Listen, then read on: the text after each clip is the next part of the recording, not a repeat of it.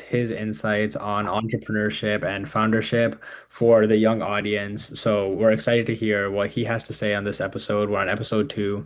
So if you could please share us a little bit about what you do at Short Hills AI and like, yeah, what do you do? Sure, sure. So we are a 320 people company, and we basically implement custom software for enterprise customers, and sort of our sharp focus as far as the skills is concerned is primarily around data engineering and generative AI. So, so typical use case that we would be implementing is a workflow automation, or let's say an agentic AI workflow, where the customer is looking to optimize their processes with AI. All right. Got it, got it. So just a question on everyone's like the tip of their tongue right now. Is AI gonna take over the world? I don't think so. I don't think so. I hope not. Yeah. So I don't think so. See, the way I see is that AI is a tool, right? So generative AI or AI is a tool that helps you improve your productivity.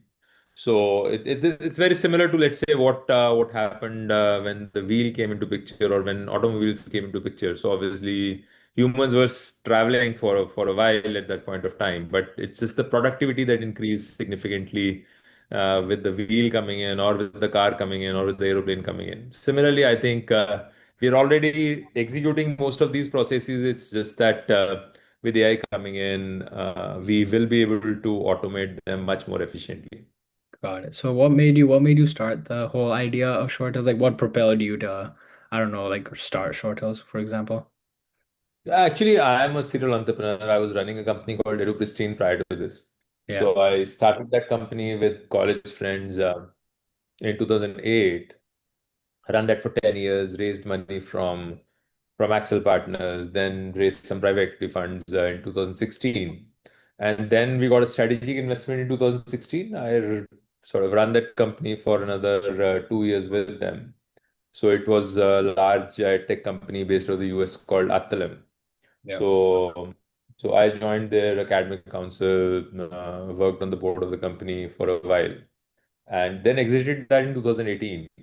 And 2018, I think I had worked for too long as an entrepreneur Yeah. to be working again in the job sector. So I had to start something. So that's where I landed creating Shorters AI. So I know this is like going decades back, but before you started the other company Mhm. like a long time back, you weren't an entrepreneur before that, right? Yes, I ran that company for 10 years. I was one of the co-founders of the company. So that's when I started in 2008. Yeah. Before that, I'm like when you were working Yeah. a job, what made you like go towards entrepreneurship? What made you take the step towards like, okay, now I want to be an entrepreneur?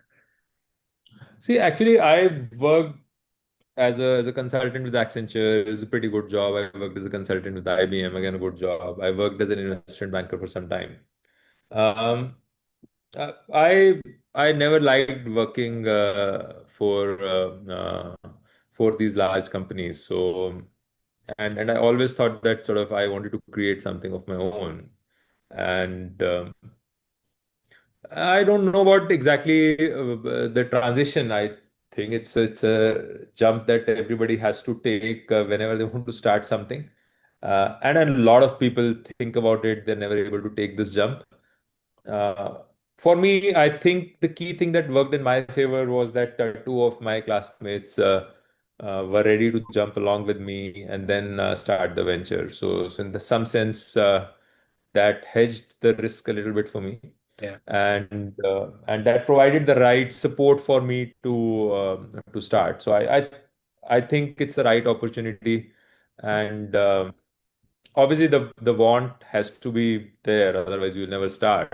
But given the want, because I know a lot of my friends who have always wanted to start something but were never able to start something, I think it's apart from the want, it's the timing, your support system, whether that's ready for you or not. And then are you still, even with all of that, are you still able to take the plunge and then move forward? So I think all of that needs to be lined up before you can do that. The friends we made the company with, was that with, were those your classmates in like college, or were they just, Yes. they Yeah, were, they were my classmate. Yeah, they were my classmates from MBA, so and this is a question I asked in the previous episode as well. How do you know when your like friends that are classmates are suited to become business partners? Because I know a lot of people that I've talked to, they're like, I'm really good friends with this person, but I don't know how to make them a business partner or anything along those lines. Like, how is there like a specific click or sign that shows that, okay, we can become business partners? so interestingly for me, all my partners have been classmates. So in my previous venture, I had two of my MBA sort of classmates as my partners, and in this one, I have Pawan, who was my partner in my previous company as well, and I have two of my other classmates from IT Delhi as my I have my IT Delhi classmate as my partner. So I think it's more of a hit or a miss. Obviously, you have to like the other person, that's for sure. They should bring equal skills to the table. That also, I think, is a must. Uh, I think it's the chemistry that has to work. It's very, very difficult to define what would work, what would not work, and even if it starts working, would it still go on in the long run? It's a tough one. But I think one professional conduct is important between the two people. So that means if there is a relationship of respect, that's a must. Uh, each person has to, as I said, bring equal value to the table for that partnership to work.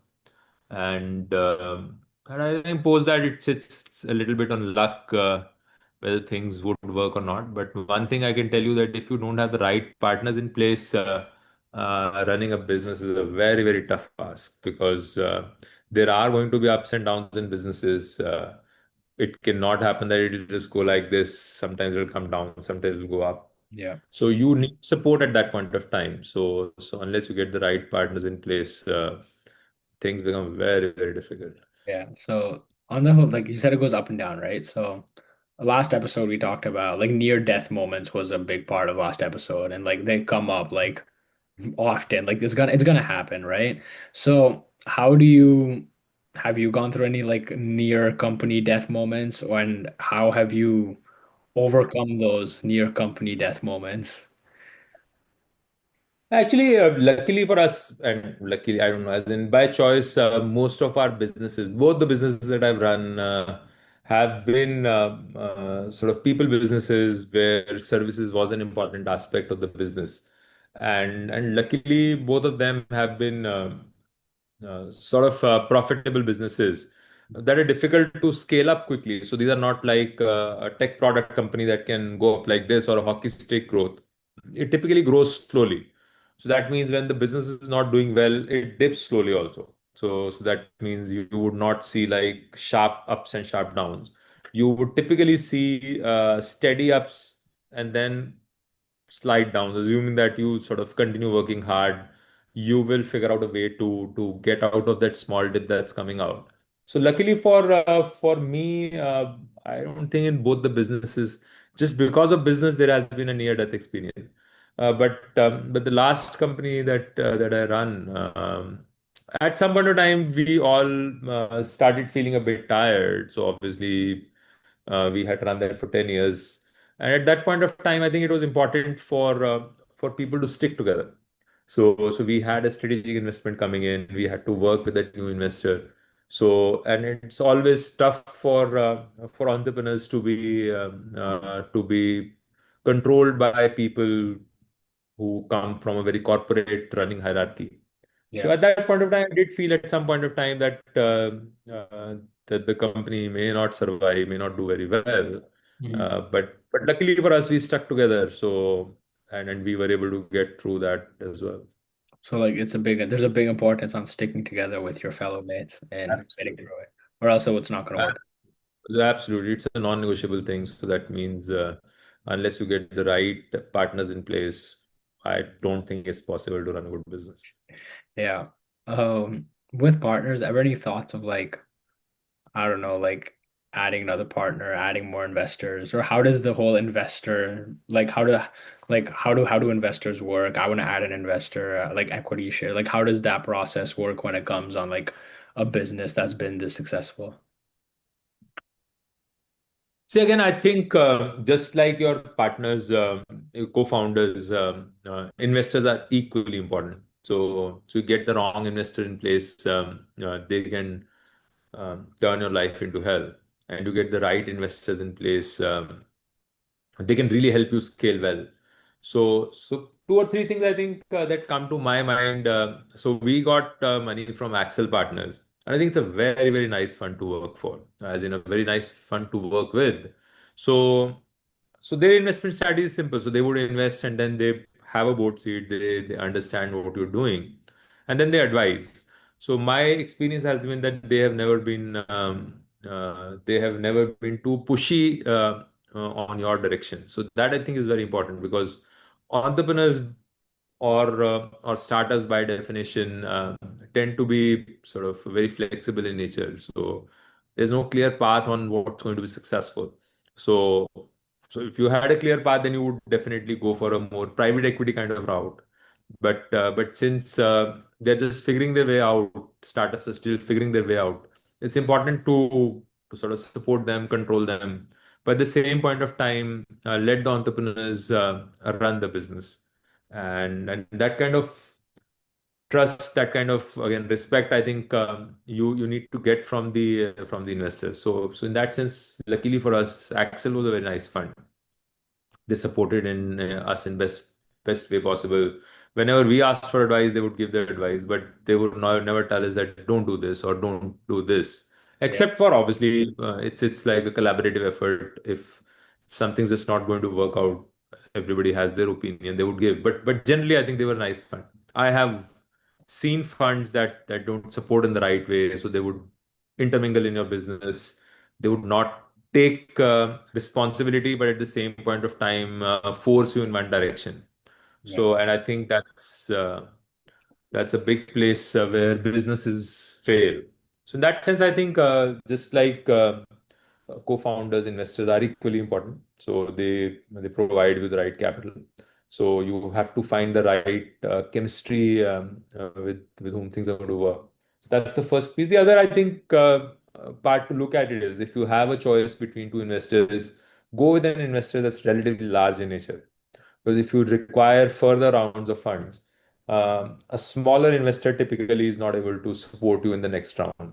So it's important to go for a fund that has deeper pockets, so that means they can fund you in the next round. Three, I think experience is important even from the perspective of fund management, managing portfolio companies. Somebody who has done that for a 50, 60, 100 kind of company would know how to run their fund much better than somebody who's just starting out. I'm not saying they cannot start out, but just I think the history does play a role. So in that sense, I think just do a background check if you're trying to raise money. Just understand from their portfolio companies how they have behaved in the past, and then try to choose one that's professionally run and has deep pockets. Yeah. You talked about capital, right? So there's two types of capital. There's the money type capital and there's human capital. Which Sorry, one? there is. There's also like human capital, like traits and like skill, like the skills of your employees, right? That's like human capital is like whatever skills like someone has. So how important is funding versus how important are like skills, like when it comes to like your employees? So like what's the importance of each one when it comes to a startup? So when you're saying skills, you're not saying VC skills, right? So VC typically doesn't bring any skill to the table. So they No, just not bring just the like capital. overall in the company, like as like Overall, you're saying employees in yeah, terms of employee. HR, human capital. Sure, sure. Well, see, most of the businesses these days are all human, human-driven businesses. So, if you were to ask me in terms of importance, I would say that the most important part is choosing the right founder. So, without that, things are just not going to work. The next part, in my view, before funding is human capital. So, getting the right resources in place. And I think the better your core team is, the better your chances of success are. See, funding, obviously, if you run a profitable business, funding is generally not a concern. So even in my previous organization, we raised funds almost after running the business bootstrapped for 3 years. In this one, we haven't raised funds. So so that means you can run a profitable business. The only issue is that the growth is going to be relatively slower in nature because you don't have enough capital to scale at a fast pace. So, but that's not like a make or break situation. So, a founder, definitely you choose the wrong founder, it's not going to succeed for sure. Yeah. Similarly, I think if you choose the wrong employees, or at least the core group is not chosen in the right manner, it's difficult to succeed. So so I would say that's like very high on priority. Just like choosing the right founder is the next priority is to choose the right core members. And there again, I think you need to find the right people who gel well with the team. So you may not find the brightest person on earth to work for you, but you need to find a person with whom the team gels well. So they have to be smart, they have to be sharp for sure. But but I don't know. So you need somebody who's ready to slog, who's ready to work the way the founders want to build the business, and and then I think things just fall in place. Once you have the core group in place, then obviously things uh, tend to grow in the right manner because they would then choose the right people who work for them, and then they would choose the right people who work for them. Hopefully, sort of things stay in shape. Even with that close group though, there are definitely gonna be like disagreements on certain like things to do, right? Always. Mhm. So if they're all like, Absolutely. how do you like one person saying this, one person saying the other, there's no middle Yeah. ground. Like how do you always like, I don't know, figure out like who do we go with? So there are two ways to resolve this issue. So and unluckily for me, we could not set the right org structure in place. See, generally speaking, I think the best way is even if two classmates join, uh, they should choose a person who is going to make the final call. Right. So they should work collaboratively, but there should be one person who would make the final call. Unluckily for us, we never chose that one person in my previous organization. There were four co-founders. We never chose the person who's going to make the final call. And even here, sort of that decision is sort of distributed. Yeah, in my current company also, the decision is distributed. Now it has its positives and its negatives because everybody then feels more empowered and more accountable for the decision within the founders also. But at the same point of time, I think decision making becomes slower. Right. So disagreements are going to be there. So that's why you need respect between co-founders. That's why you need co-founders who gel well. But disagreements are going to be there. There's no way out of that. That's why you need a co-founder because when you have a view, there has to be a counterbalancing view. Otherwise, you don't need a co-founder. Then you can run on your own. Yeah. So that's the reason you need a co-founder. So I would say um, you should be able to resolve that collaboratively if you are not able to choose let's say a CEO or a person who's responsible for the decision. Generally speaking, in such a situation, co-founders would divide uh, the sort of divisions within themselves, as in who's going to look after HR, who's going to look after marketing. But Yeah. again, gelling all of that together and then a clear direction becomes relatively difficult to achieve, but still doable. Um, but yeah, so there are two collaborative, which I think is slower, but everybody feels more empowered. I think a better, and I cannot be sure, but yeah, I think the better way to do is choose a CEO amongst yourself who's going to make the final decision. All right, got it. So just one food for thought. Have you ever like talked to like or like interacted with companies outside of India? Oh yeah, so most of our clients are all outside India. So most of our clients are US based. What do you see In my the previous what's the sorry. difference in an Indian company and the way is there a difference in the way an Indian company is managed or like or stationed in India or like in any other country for that matter versus the United States? Because I've heard a lot that like there's different management systems, there's different, I don't know, culture, like anything along those lines. See, generally speaking, Indian companies or Indian founders tend to be very collaborative in nature. So that means, just like I told you, we it did never really had a CEO or a clear CEO. Yeah. So generally the decisions are more collaborative in nature. So in the US, I think that not the hierarchy, but in terms of decision making, I think that that's relatively more clear. And I think one of the reasons I find, again, my hypothesis is that sort of Asian countries, generally Asian, Middle East, these countries uh, are sort of ready to live with ambiguity. So there's a lot of ambiguity when you go out. You don't know as in what's going to happen. So generally they are sort of ready for more ambiguity. Whereas in the West, especially in the US, I find that the clarity is a must. So once you make a decision, people don't like ambiguity at all.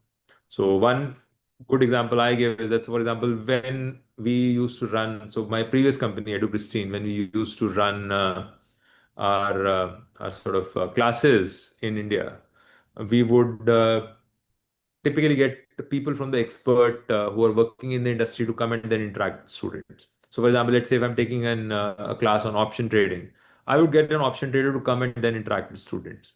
And sometimes they, once they commit, so let's say they commit for a class on Saturday, and all of a sudden they have some work pressure, they would say, I can't come. So I would like to cancel the class. And I would inform the students and tell them that this is the best faculty in my view and he's not available, let him take the session in the next week. Most of the people would agree and they would say, I'm more flexible with my schedule. I still want to get taught by the best instructor. We run our classes in the US as well. And if you would send an email saying that, oh, this instructor is not free, I would like to run this in the next week, I would typically get 100% return request. So they would say that my schedule from the next week is all full for the next 3 months. Yeah. So, so, so I think in terms of ambiguity, people out here, especially Southeast Asia, Middle East, even Africa, I found people to be sort of ready for ambiguity. So they want fixed schedules for sure, but then they're still okay with ambiguity. Whereas in the West, I found that they don't like ambiguity, so they want a clearer decision. So they want people who are more accountable exactly for one decision.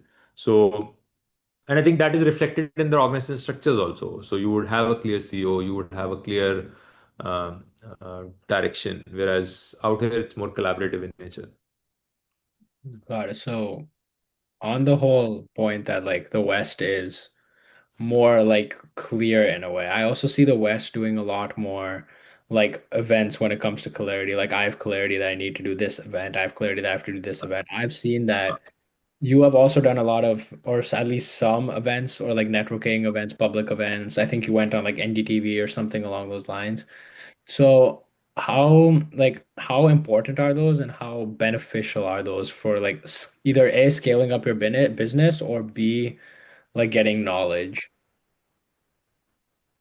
It would definitely help. So obviously you have seen that.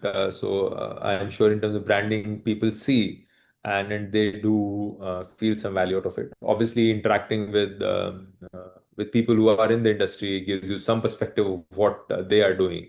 So both I find it useful. Again, there is the attribution piece is very difficult. So for example, how much of my business can I attribute to that event or that set of events? That is a relatively difficult one. And I think that is one of the reasons people shy away from investing in such activities because the attribution is relatively difficult to establish. But I find it useful. So we do invest in terms of speaking opportunities. We do speak with people, interact, whatever media opportunities, right? So I think it helps clarify your thoughts. But does it really result in a business? Difficult to say. Yeah. You certainly talked about connections. So I talked about this in the last episode, and I got a very unique perspective that when you connect with people, network with people, or like try to scale up your business, now in the generation, there are two ways. There's in person and there is online, social media like LinkedIn, emails, whatever. Which one have you seen to be most beneficial when it comes to like networking, talking, or like communication, anything along those lines? There's nothing that beats physical meeting. So if I were to speak to friends, almost never on a Zoom meeting or a phone call because there's just too much clutter everywhere. So so I think if you really want a meaningful meeting, you have to meet that person face to face. So that's where my view is. And I do travel, meet people, meet friends wherever the opportunity is, and I try to do that face to face. So Zoom meetings, in my view, if it's more transactional in nature, may still work. But relationships, warm relationships, have to be done face to face. I should have to book my ticket to India now. And I can tell you, it's a different. I'm sure you know, but yeah, it's a different experience meeting people face to face that just cannot be replicated online. Yeah. So, um, one more thing, just you talk about like you're an AI. AI is built off of adapting. How important is evolution and adapting as a founder in a business? Because I know like be like there's always this thought that I've seen so many posts always have to think on their feet, always need to scramble, always need to like keep changing. Is that really true, or do you guys go with the same process again and again? Uh, I think it depends. So it depends on the stage. So till the point you're finding a market fit, you have to adapt. So there's no way out of that. So so that means you have to struggle and find what works for you and what can scale. So there are two pieces to figuring out what actually will work. So one is there a product, whatever service or a product that you've created, is there a fit in the market for that or not? So can you do that well? And is there a demand for that? And two, is that demand large enough for you to meet your goals? And I can say that each person has their own goals. So some people want to create businesses that are more lifestyle businesses where they want to be directly involved. Some people want to create enterprise corporates that are a very scaled organization where they're just sort of running the dog, directing the dog, and the org runs on its own. So, so it really depends on where in your life stage are you. So initially, everybody has to, I think, be nimble, figure out what will work, what will not work. And typically, it can take anywhere between 3 to 5 years to figure out, at least from my businesses, 3 to 5 years to figure out what will eventually work. But once you've found that, I think it's very, very important to scale that and do it well. And you can do it well only if you do it again and again and again and again with the same accuracy, with the same precision each day. So that means excellence can only be built if it becomes a habit. So you have to keep doing that again and again. So I would say that initially you have to sort of expand, see what opportunities are there. Once you figure out the right opportunity that meets your sort of overall want from life, then you should stay focused and then just do that again and again. How do you figure out what works and what doesn't? Like as a company, like is it feedback? Is it like I'm just like how do you like figure out what's working and what isn't?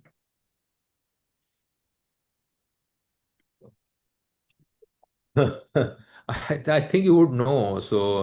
So what's working or not working, you once you try out, so you would know that this is something that's being accepted in the market. So there has to be demand for that, and you should have the supply for that service or that product.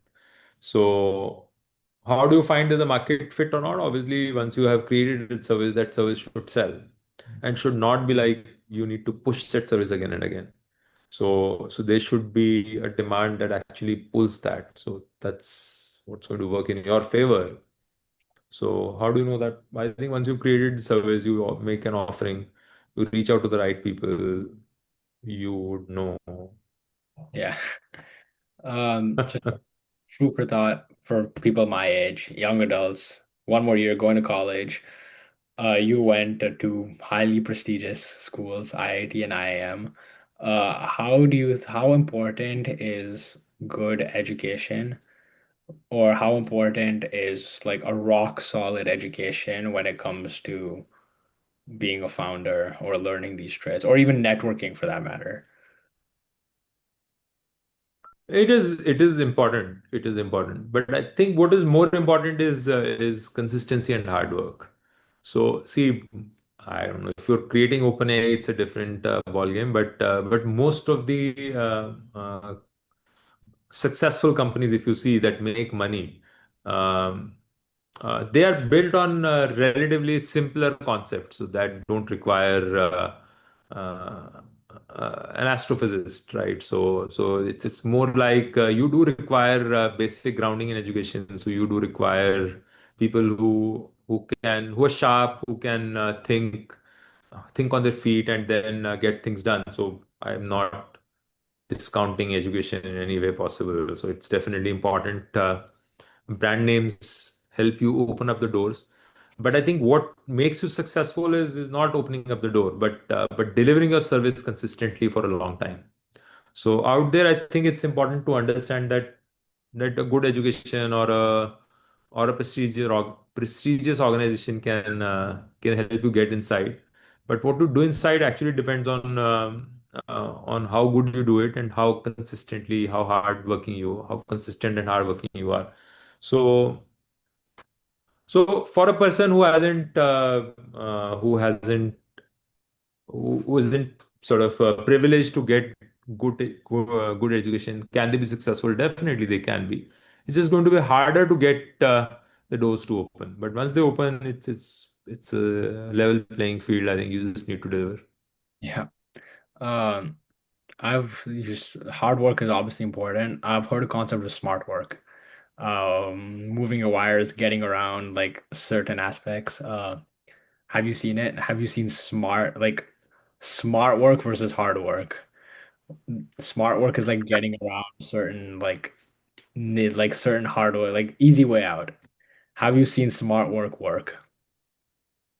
Long run, it's definitely going to be difficult to get the smart work to do. But yeah, so if you say is utilizing AI smart work, definitely go ahead, use it.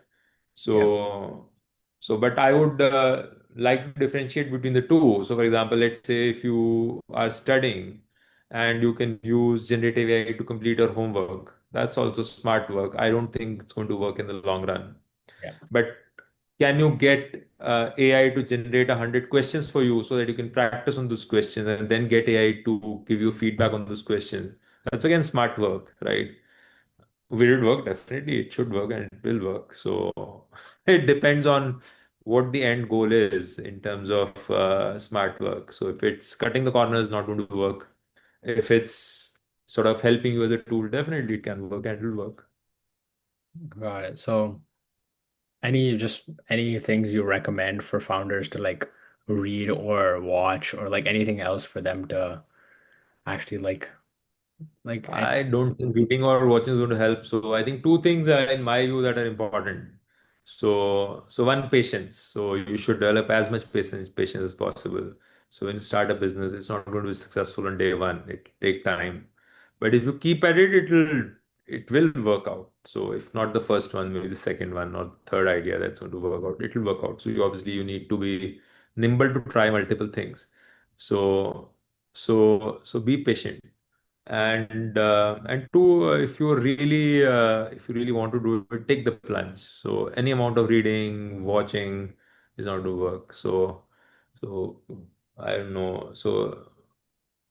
So in Hindi there's this saying कि यार मतलब if you were looking for heaven you still need to die, right? So it's like if you want to start an organization you will have to take the plunge and start somewhere. So and it's going to be a small start. So just do it. so I think that like was it, but any one last like the question of the series is if you had one specific piece of advice that you were to give to any young or emerging adult that is interested in starting a business, what would that piece of advice be? yeah. So as I said, so be patient. Patient. Be patient. So develop patience. That's going to work in your favor. Yeah. So I don't have anything else. This was a great conversation. So thank you very Yeah. much for taking time out weekday Yep. in the morning in a Oh, work. no, no Yeah. issues at all. Nice speaking to you, Advik.